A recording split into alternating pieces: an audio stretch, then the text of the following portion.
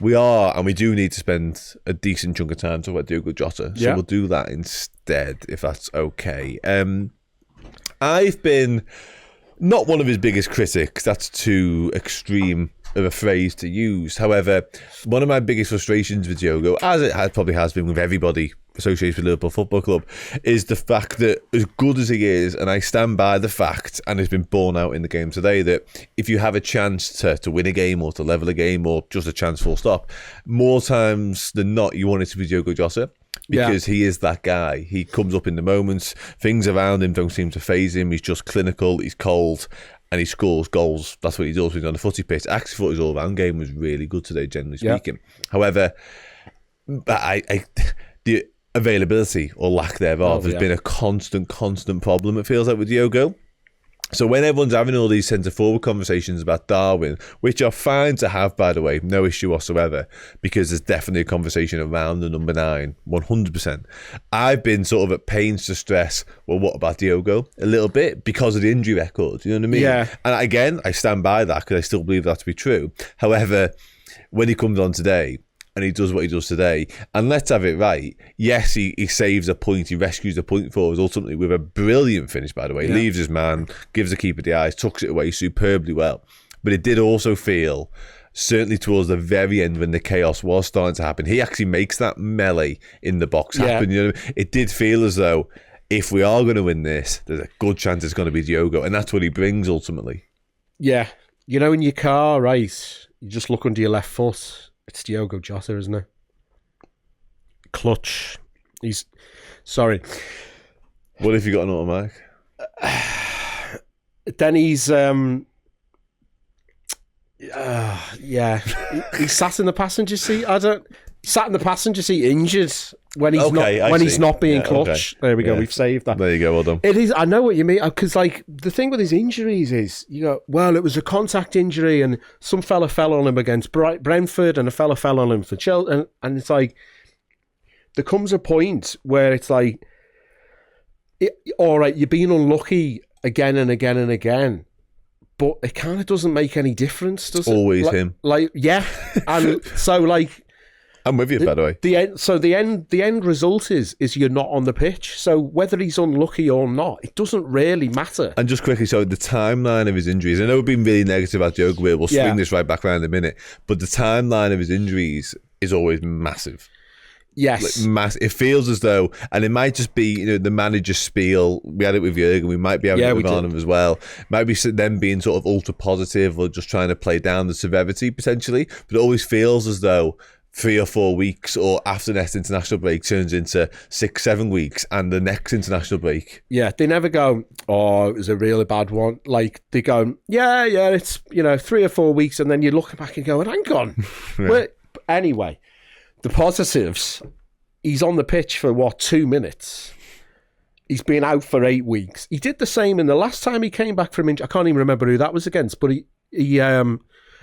he'd been out for about 8 weeks, comes on and scores, does the same thing, just faultless in terms of receives the ball, does his man, gives Leno the eye, slots it into the empty net, and you're like, and we had a bit of a chat about Darwin before the game, and we all love Darwin, we all hate Darwin at times, we're all frustrated by it.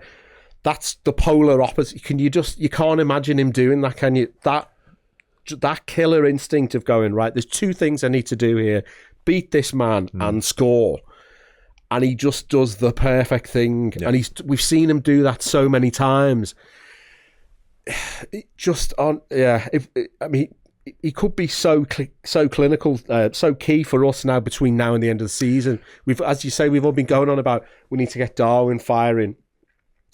If we can keep him fit, and God, it's a big but another 10 of those moments between now and the end of the season, and we're already in a strong position, and we could be in an even stronger position. That's it. That's what he's capable of. That's what he does. Like the sort of the efficiency with which he plays this 11-minute cameo, by the way, is remarkable. Yeah. He's got man of the match on SofaScore with an 8.2 rating, and I know sort of extrapolated over time his numbers may not be quite so impressive, but you said it there, he's been missing for 8 weeks, whatever it's been. And he hasn't really had any sort of build-up, lead-up time for this game. He's not had 5 minutes last week. This is his first go at it. He plays 11 minutes in no circumstances, trying to rescue a game for Liverpool Football Club. And he scores his goal. Obviously, we know about that. The XG on that, by the way, was 0.38. So, yeah, that's decent. One shot on target, obviously, the goal. 3 out of 3 dribbles attempted, completed, done, successful. 10 out of 13 passes, 22 touches. He makes 2 key passes in that as well. He wins 4 out of 6 ground duels, so that's really impressive in 11 minutes, by the way. 1 out of 2 aerial duels won. And I said it a second ago, he was everywhere. And his pitch map, albeit sparse in terms of there's no sort of concentrated area of colour because he wasn't on the pitch that long, but it's everywhere. Like, there's little dots of Diogo Jota all over the place. And that's what it felt like when he was on the pitch. I said earlier on, like, it felt like when we went down to 10, my mind immediately cast to like a Trent and say, okay, I know how good you are, Mo Salah, Virgil, I know how good you are, Cody Gakpo, Luis, etc. But if anyone's going to transform this game and get this going in our favour, it's probably going to be Trent. Wasn't. Instead, it was Diogo Jota. Yeah. And Diogo Jota nearly actually won the game for us. And I would have been more than happy, almost regardless of who scored that winner, I would have been happy to sit here and say, after that 11-minute cameo, Jota's won that game for us. He was the match winner, in spite of who it would have been. So, brilliant. And you just said it there, mate. Like, how important he's going to be cannot be underestimated. And again, I've been one of the biggest sort of advocates of not forgetting about Diogo Jota's injury records in the nicest possible sense. Yeah. But that doesn't take away from my sort of feeling and general sense and knowledge of, if we are going to do anything special this season, him being fit for it is going to be so important. Yeah. They always say with strikers, like, oh, he's had a sighter there, or, you know, or he's had a few shots on target, he's stung the keeper's hands. You think, no, he just comes off the bench and immediately does exactly the thing that he needs to do to score the goal. And then even with that crazy chance later on, it's his fantastic touch, and he beats his man, and then I can't even remember what happened in that. There was bodies everywhere, there was shots going in, but it's his perfect touch initially that beats his man.